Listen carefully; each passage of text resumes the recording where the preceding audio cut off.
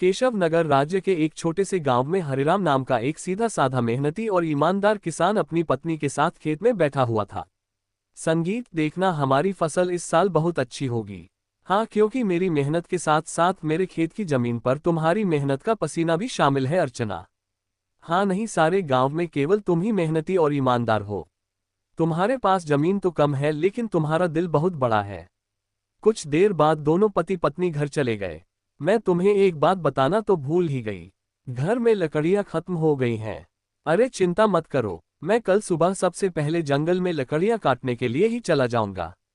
ठीक है ना, ले आऊंगा। चलो अब। संगीत, अगली सुबह हरिराम लकड़ियां काटने के लिए जंगल चला। संगीत गया। हरिराम एक पेड़ पर कुल्हाड़ी चलाने ही वाला था कि तभी उसने देखा झाड़ियों में एक घायल बंदर करा रहा था। संगीत, हे भगवान, बाप रे, इस बंदर को तो लगता है किसी ने बुरी तरह से घायल कर दिया है। जरूर किसी जंगली जानवर ने इसके ऊपर हमला किया होगा। बताओ भला, बेचारे का हाथ खून से भरा हुआ है। ओह हो, हरिराम बंदर के पास बैठा था। काश तू बोल सकता तो बता सकता कि तेरी तकलीफ कहाँ है। फिलहाल तो तेरे हाथ में खून दिख रहा है, लेकिन जिस तरह से तू दर्द से तड़प रहा है ना, बाप रे, तकलीफ तो कहीं और ही है। उसी समय वहां एक साधु आ पहुंचा। कौन हो तुम, और बंदर से क्या बातें कर रहे हो? प्रणाम साधु महाराज, मैं तो बस लकड़ियां काटने के लिए जंगल में आया था। इस घायल बंदर को देखा तो इसके ऊपर तरस आ गया। लगता है किसी जंगली जानवर ने हमला किया है इसके ऊपर। देखिए ना, इसके हाथ से खून बह रहा है, लेकिन जिस तरह ये दर्द से तड़प रहा है, मुझे तो लगता है कि इसे कहीं और ही तकलीफ है।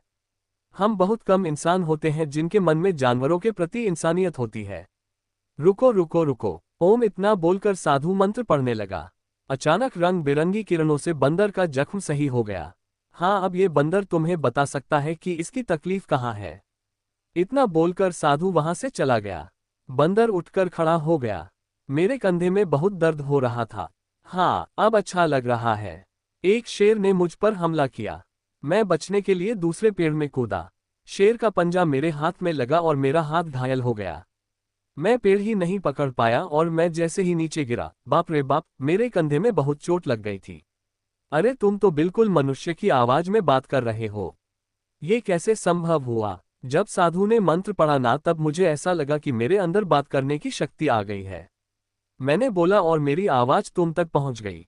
लगता है ये चमत्कार साधु बाबा ने किया है। हाँ, अच्छा ये बताओ, तुम मेरे घर पे चलोगे? ओहो, अब तुमने मेरी जान बचाई है तो अब तो मैं तुम्हारे साथ ही चिपक गया हूँ। मतलब मैं तुम्हारे साथ ही रहूंगा, और क्योंकि मैं इंसानों की तरह बात करने लगा हूं तो मैं बंदरों से अब तो अलग हो गया हूं ना। क्या करूंगा उन बंदरों के साथ रहकर? अब तुमसे बातें करूंगा जी भर के। चलो, तुम मेरा कोई अलग नाम भी रख सकते हो। बताओ बताओ, मेरा क्या नाम रखोगे? बड़े मजे की बातें करते हो तुम। चलो ठीक है, मैं तुम्हें आज से गोलू कह के पुकारूंगा। क्यों, कैसा नाम है? अच्छा नाम है ना? हाँ, अच्छा नाम है। चलो चलो चलो चलो, घर चलते। संगीत है। अरे ये जंगल से तुम बंदर को क्यों पकड़ लाए? हरिराम पूरी घटना अर्चना को बताने लगा। संगीत, क्या क्या वास्तव में बंदर बात कर सकता है? अरे तुम स्वयं पूछ लो। क्या नाम है तुम्हारा? मेरा नाम गोलू है। हरिराम ने मेरी जान बचाई है और अब मैं उसका साथी हूँ। साथी क्या? अब तो मैं तुम्हारे परिवार का हिस्सा हूँ। हाँ, अर्चना आश्चर्य में पड़ गई। समय बीतने लगा। गोलू की मौजूदगी घर में नई जान ले आई थी। धीरे धीरे गोलू अर्चना के काम में हाथ बटाने लगा। गोलू अब हरिराम का सच्चा साथी बन चुका था। एक दिन गोलू हरिराम से बोला, हरिराम, अब मैं भी तुम्हारे साथ खेत में चलूंगा। क्या करूंगा घर में बैठे बैठे? मुझे भी चलना है। अरे गोलू, खेत का काम आसान नहीं होता, बहुत मेहनत लगती है। क्या करोगे तुम वहां पे?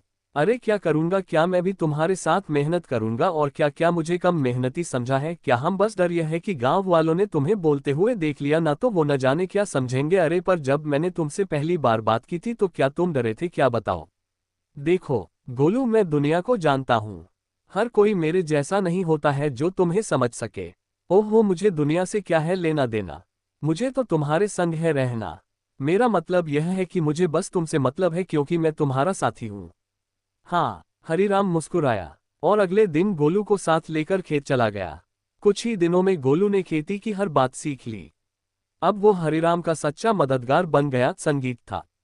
हरिराम, अरे आज की मिट्टी तो बहुत भारी लग रही। संगीत है। गोलू अब तो तू पक्का किसान बन गया है, मिट्टी का भी फर्क समझने लगा है। हाँ, गोलू की बात अब गांव में फैलने लगी थी और यह बात आखिरकार पहुंची जमींदार चौधरी के कानों तक। क्या हरिराम के घर एक बंदर है जो इंसानों की तरह बोलता है? हाँ जमींदार साहब, मैं खुद देख चुका हूँ। अरे मैंने तो उसे बोलते हुए सुना भी है। पहली बार तो मैं डर गया था। अरे भैया, तो फिर उस बंदर को लेकर तमाशा करना चाहिए, उससे तो बड़ी अच्छी कमाई होगी। ये बात आपने बिल्कुल पते की कही जमींदार साहब। जमींदार की हंसी कुछ देर चली, फिर वो गंभीर हो गया। संगीत, इस हरिराम की जमीन पर मेरी नज़र बहुत समय से है। बाकी सब तो मेरे कर्जदार बन चुके हैं, पर यह ससुरा हरिराम ये कभी झुका ही नहीं। उसकी जमीन बहुत उपजाऊ है जमींदार, बंजा में भी फसल उग जाती है। अरे इसमें मिट्टी का कोई खेल नहीं है भीमा। उसकी किस्मत और सितारे बुलंद है, पर जिस दिन वो सितारे गिरेंगे ना, उसी दिन ये खेत मेरा होगा और हरिराम मेरे कदमों में होगा। देख लेना तुम। संगीत, समय ऐसे ही बीतने लगा। एक दिन हरिराम और गोलू जब खेत से घर लौटे तो आंगन में बैठी अर्चना को देखकर दोनों के चेहरे पर चिंता की रेखाएं खींच गई। अरे अर्चना, क्या हुआ? ये कैसी खांसी? संगीत है, कुछ दिनों से खांसी हो रही है, अब तो दिन ब दिन और भी बढ़ती जा रही है। हरिराम, इसे नजरअंदाज मत करो, किसी अच्छे वैद्य को तुरंत बुलाना चाहिए। हरिराम ने देर ना करते हुए गांव के एक अनुभवी वैद्य को बुला लिया। वैद्य ने अर्चना को ध्यान से देखा। हरिराम, देखो, इन्हें एक विचित्र बीमारी हो गई है। अगर समय पर इलाज ना मिला तो ये जानलेवा हो सकती है। हाँ, नहीं नहीं वैद्य जी, आप तो इलाज शुरू कीजिए, मैं कोई कसर नहीं छोड़ूंगा। उस दिन से हरिराम का सारा धन अपनी पत्नी के इलाज में लगने लगा। हफ्तों बीतते गए और एक दिन ऐसा आया जब उसकी सारी जमा पूंजी खत्म हो गई। उस दिन हरिराम घर पर अकेला बैठा था। ऐसे उदास मत बैठिए, मैं अपने आप ठीक हो जाऊंगी। ऐसा ऐसा मत कहो अर्चना, मैं तुम्हें इस हालत में नहीं देख सकता। तो अब क्या करोगे? जो कुछ था सब तो मेरे इलाज में लगा दिया, अब तो बीज खरीदने तक के पैसे नहीं बचे। हरिराम सिर झुकाए बैठा था। तभी गोलू तेजी से दौड़ता हुआ आया। हरिराम, हिम्मत मत हारो, तुम्हारे दो भाई इस गांव में रहते हैं और तुमसे ज्यादा धनी भी हैं। उनसे मदद क्यों नहीं मांगते हो? है। हरिराम को ये बात ठीक लगी। उसी शाम वो गोलू को साथ लेकर अपने बड़े भाई केशव के घर गया। संगीत, ओ हो हरिराम, क्यों भाई, आज हमारे घर का रास्ता कैसे भूल गए? है भैया, अर्चना की बीमारी के बारे में तो अब गांव में सब जानते हैं। मैंने जो कुछ कमाया सब इलाज में लग गया, अब कुछ धन की जरूरत है भैया। तुम तो जानते हो मेरी फसल इस बार खराब हुई है, अब खुद मुझे उधारी लेना पड़ रहा है, तो मैं तुम्हें कहां से दूं? हरिराम कुछ नहीं बोला, सिर झुकाकर बाहर निकल आया। संगीत, अरे वो झूठ बोल रहा था हरिराम, मैंने उसके चेहरे को देखा है, वो देना ही नहीं चाहता था। हाँ जानता हूँ रे गोलू, पर चलो एक और भाई है उनसे मिलते हैं। चलो। अब दोनों बिरजू के घर पहुंचे। बिरजू ने दरवाजा खोला और हरिराम को देखकर चौंक गया।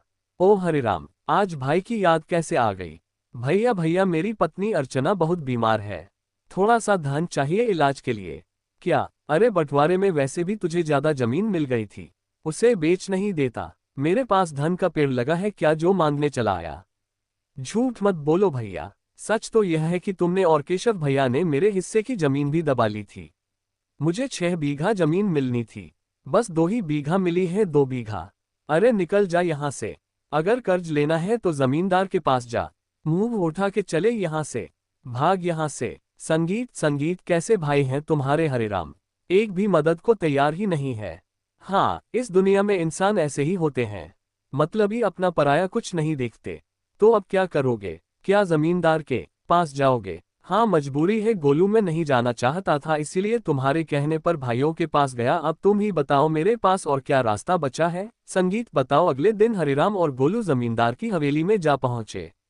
उम्मीद उसे कम थी, मगर अपनी पत्नी की खातिर उसने खुद को झुका दिया था। मैं जानता था हरिराम, एक ना एक दिन तू चलकर मेरी हवेली में जरूर आएगा भैया। आपने बिल्कुल सही कहा था मालिक, जब तक इसकी किस्मत चमक रही थी तब तक बहुत अकड़ में चलता था, अब देखो कैसा मुरझाए मुरझाए सा खड़ा है। ए जमींदार, तुम्हें किसी की हालत का मजाक उड़ाने का हक नहीं है। लोग तुम्हारा सम्मान करते हैं, तुम्हें भी दूसरों का सम्मान करना चाहिए, समझे? बदरवा बकवास बंद कर, तू इंसानों की तरह बोलता है, इसका मतलब यह नहीं है कि तू इंसान बन गया है। संगीत, समझा? हाँ भैया। हरिराम, बताओ बताओ, क्यों आए हो? क्या बताएं? आपको तो सब पता है। मेरी पत्नी बीमार है। सारा धन इलाज में चला गया। कुछ धन की आवश्यकता है। अच्छा, धन चाहिए तो भैया मेरी शर्तें सुन लो। ब्याज 50% और बदले में कुछ गिरवी रखना होगा। अब मेरे पास कुछ बचा है क्या जो गिरवी रखूं? जो सोने के आभूषण थे वो भी इलाज में बिक चुके हैं। अरे है ना, क्यों नहीं है? तेरे पास 2 बीघा जमीन है। भैया उसे गिरवी रखो। वक्त पर कर्ज चुकाएगा तो जमीन तेरी वरना मेरी। सीधा हिसाब। बोलो भैया। हरिराम सोच में पड़ गया। उसे अपनी पत्नी का जीवन बचाना था, मगर कीमत बहुत बड़ी थी। अरे ये तो सरासर अन्याय है। तुम किसी की मजबूरी का फायदा उठा रहे हो। ऐसे तो हरिराम कभी कर्ज ही नहीं चुका पाएगा। हे हरिराम, पहले तो तू इस अपने पालतू बोलने वाले बंदर को ले जा यहां से, नहीं तो मेरा मन बदल गया तो हो गया तेरा काम। जब से आया है पट पट पट पट। चुप कर हरिराम, चलो मेरे साथ। ये कर्ज मत लो, चलो। गोलू, मेरे पास अब और कोई चारा नहीं है। अरे तुम बस चलो तो मैं तुम्हारी मदद करूंगा ना। हाँ चलो मेरे साथ। हरिराम गोलू के साथ चला गया। हवेली के भीतर जमींदार और भीमा गुस्से से खोल रहे थे। ए मालिक, हरिराम तो हाथ से निकल गया। अरे चिंता मत कर बेटा, मजबूरी उसे फिर लौट आएगी। कितना दूर जाएगा वो? हरिराम गोलू के साथ घर पर आ पहुंचा और गोलू तुरंत वहां से चला गया। शाम तक गोलू लौटकर नहीं आया। हरिराम और अर्चना की चिंता बढ़ने लगी। गोलू अब तक क्यों नहीं आया? कहीं जमींदार ने उसे कुछ कर तो नहीं दिया? अरे पता नहीं कहाँ गया। मेरा मन भी बड़ा बेचैन है। रात बीत गई। सुबह सूरज की किरणों के साथ ही गोलू वहां पहुंचा, हाथ में एक चमकती जड़ी बूटी के साथ। अरे गोलू, तू कहाँ था? हमें लगा कहीं तुझे कुछ हो तो नहीं गया। अरे मैं जंगल गया था उन साधु महाराज को ढूंढने जिनसे मुझे बोलने की शक्ति मिली थी। उन्हें मैंने सारी बात बताई और उन्होंने दया करके ये जड़ी बूटी दी है। उन्होंने कहा है कि इससे बड़ी से बड़ी बीमारी ठीक हो सकती है। हाँ, गोलू ने वो जड़ी बूटी अर्चना को दे दी। कुछ देर बाद अर्चना की आंखों में चमक लौट आए। मुझे बिल्कुल स्वस्थ महसूस हो रहा है, जैसे मैं कभी बीमार ही नहीं थी। अर्चना, तुम्हारी खांसी भी ठीक हो गई। और गोलू, तू तो हमारे लिए देवता बन गया। अगर तू नहीं होता तो मैं जमींदार से कर्ज लेकर अपनी खेती भी खो बैठता। हाँ, अब मेरी पत्नी तो ठीक है, लेकिन खेत में बीज डालने के पैसे तक नहीं बचे। मैं जानता था कि अर्चना के ठीक होने के बाद तुम्हें बीज की जरूरत पड़ेगी, इसीलिए मैं साधु महाराज से बीज भी लेकर आया हूँ। हाँ, ये देखो। क्या बीज? हाँ, उन्होंने ये चमत्कारी बीज दिए हैं। अब देखो, अगर तुम इन्हें अपने खेत में बो दोगे तो ऐसी फसल उगेगी जो पूरे राज्य में किसी ने नहीं उगाई होगी और सबसे पहले तुम्हारी फसल ही तैयार होगी। हाँ, मजा आ गया ना? इतनी जल्दी? हाँ, लेकिन एक शर्त भी दी है साधु महाराज ने। जब तुम्हारा समय अच्छा हो जाए तब तुम उन लोगों की मदद करना जो जमींदार के कर्ज में दबे हुए हैं। अरे मित्र गोलू, तू मेरा सच्चा साथी निकला। हम दोनों मिलकर अच्छे से खेत में फसल बोएंगे। चल मेरे भाई। अगले ही दिन हरिराम, गोलू और अर्चना ने मिलकर खेत जोता, बीज बोया और आकाश की ओर देखकर मेहनत का वादा किया। कुछ ही दिनों में हरिराम के खेत में ऐसी फसल लहराई जैसे किसी ने पहले कभी नहीं देखी थी। गांव वाले चकित रह गए। अरे देखो रे देखो, हरिराम के खेत में तो जैसे सोने जैसी फसल लहरा रही है। आहा, हमारी फसल तो अभी जामी भी नहीं है और इसकी तो फसल भी तैयार हो गई। और उसकी बीवी अर्चना, जो कि महीनों बीमार रही, अब रोज खेत में काम करती है। भैया, ये तो कोई चमत्कार ही लगता है। कुछ दिनों बाद हरिराम की किस्मत बदल गई। चमत्कारी फसल ने उसे गांव का सबसे सफल किसान बना दिया। बाजार में उसके नाम की चर्चा फैल गई। हरि राम जपो राम नाम बन गया तू धनवान, जो सोचा था वह हो गया। हंसी सच, हाँ वाकई में सच तो हो गया, लेकिन अब बारी है गोलू वादा निभाने की, उन सब की मदद करने की जो जमींदार के कर्ज में डूबे हैं। हाँ बिल्कुल, चलो आज से ही शुरुआत करते हैं। अपने गांव का बिनेसे का खेत सबसे पहले छुड़ाते हैं।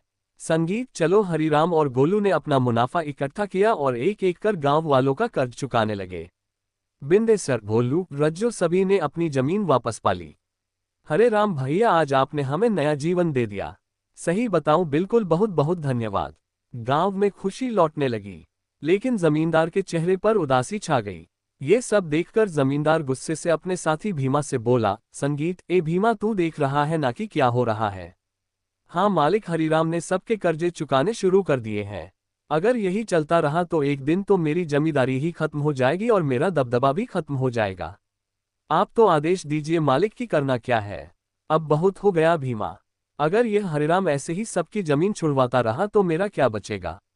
मेरा दबदबा, मेरी हवेली है। अरे मालिक, आप तो बस आदेश कीजिए, कल ही उसका काम तमाम कर दूंगा।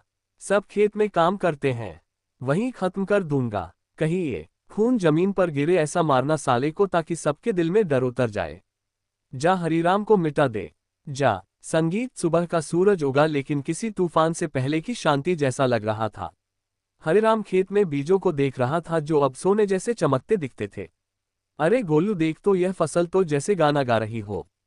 तुम्हारे हाथ की छुवन में जादू है। हाँ, बिल्कुल सही कह रहे हो मित्र, इस बार की फसल सोने की फसल जैसी उगती हुई दिख रही है। वाह वाह वाह वाह वाह वाह। इतना बोलकर अचानक गोलू एक और हट गया। सच तो ये था कि गोलू को किसी की आहट की भनक लग चुकी थी। तभी वहां जमींदार और भीमा आ पहुंचे। भीमा के हाथ में लंबा बर्छा था। हरिराम झुका हुआ था। संगीत। अब भुगतो किसान। जैसे ही भीमा ने हरिराम की ओर बर्छा फेंका, एक छलांग, एक चीख, एक वार, लेकिन हरिराम पर नहीं, गोलू पर। गोलू नहीं, ये क्या किया तूने? तुम्हारे लिए मित्रता का मतलब सिर्फ साथ नहीं होता, कभी कभी बलिदान भी होता है। तूने मेरी जान बचाने के लिए अपनी जान दांव पर लगा दी, क्योंकि तुम मेरे साथी हो और मैं तुम्हारा। संगीत। जमींदार और भीमा अविश्वास भरी नजरों से घायल गोलू को देखने लगे। भीमा जमींदार की ओर देखकर बोला, अरे ये क्या जमींदार, इस मूर्ख बंदर ने तो हरिराम के ऊपर लगने वाला वार अपने ऊपर ले लिया। हाँ, तुमने सही कहा, लेकिन मैं फिर भी हरिराम को जीवित नहीं छोड़ूंगा। इतना बोलकर जमींदार गोलू की ओर देखकर क्रोधित अवस्था में बोला, अरे तू मूर्ख का मूर्ख बंदर ही रहा। अरे तू इंसानों की तरह बोल सकता था और इंसानों की तरह रहने लगा था, लेकिन तू इंसानों की तरह चतुराई नहीं सीख सका। तुझे क्या जरूरत थी अपने ऊपर वार लेने की? क्या आवश्यकता थी बलिदान देने की? मूर्ख बंदर कहीं का, तूने मेरे सारे किए कराए पर पानी फेर दिया। लेकिन तुझे क्या लगता है कि मैं हरिराम को जीवित छोड़ दूंगा? नहीं, मैं हरिराम को जीवित बिल्कुल नहीं छोड़ूंगा, क्योंकि उसकी वजह से ही मेरा गांव में दबदबा समाप्त हुआ है। तेरा ये बलिदान बेकार जाएगा रे मूर्ख बंदर। रुक जा। गोलू के होठों पर एक हल्की मुस्कान अब भी जिंदा थी। गोलू ने अपने मित्र हरिराम को मुस्कुराते हुए देखते हुए ही दम तोड़ दिया। तभी वहां वही साधु प्रकट हो गया जिसने गोलू को बोलने की शक्ति दी थी और जिसने गोलू को हरिराम की पत्नी को बीमारी से बचाने के लिए जड़ी बूटी और जादुई बीज दिए थे। साधु क्रोधित अवस्था में जमींदार और भीमा की तरफ देखकर बोला, जिसने निर्दोष की जान ली उसका पाप अब उससे बदला मांगेगा। जमींदार और भीमा, तुम दोनों ने बहुत बड़ा पाप किया है। तुम्हें इस संसार में खुलेआम रहने का कोई अधिकार नहीं है। तुम दोनों समाज के लिए खतरा हो। रुक जाओ। इतना बोलकर साधु की क्रोधित आंखों से रंग बिरंगी किरणें निकलकर भीमा और जमींदार के शरीर पर पड़ने लगी और अगले ही पल उनके शरीर में आग लग गई। कुछ ही देर में वो दोनों जलकर राख हो गए। गांव वाले इकट्ठा हो गए। साधु हरिराम की ओर देखकर बोला, हाँ, तुम्हारा और गोलू का साथ यहीं तक लिखा था हरिराम, लेकिन साधु महाराज, जमींदार के साथी भीमा ने मेरे ऊपर हमला किया था, लेकिन गोलू ने उसे अपने शरीर पर ले लिया। हाँ, क्योंकि वह तुम्हारा सच्चा साथी था। जाते जाते गोलू ने अपनी मित्रता का कर्ज चुका दिया। अपने साथी को कभी नहीं भूलना हरिराम। इतना कहकर साधु रंग बिरंगी किरणों में वहां से गायब हो गया। गांव वाले नम आंखों से गोलू के बलिदान की सराहना करने लगे। अरे ये कोई साधारण बंदर नहीं था भैया, देवता था, देवता, हरिराम का सच्चा साथी। हाँ भैया, इसमें अपनी जान दे दे और हम सबको बचा लिया। बहुत अच्छा बंदर था। कुछ दिनों बाद हरिराम ने नम आंखों से गोलू की याद में उसी खेत में एक पौधा लगाया जो आगे जाकर बना साथी वृक्ष। गोलू, तेरे बिना सब अधूरा लगेगा, लेकिन तू मिटा नहीं। तू हर उस फसल में है जो इस धरती से उगेगी। कभी कभी सच्चा साथी इंसान नहीं होता, वो एक जानवर हो सकता है जो बिना शर्त प्रेम करे, रक्षा करे और अगर जरूरत पड़े तो जीवन भी दे दे।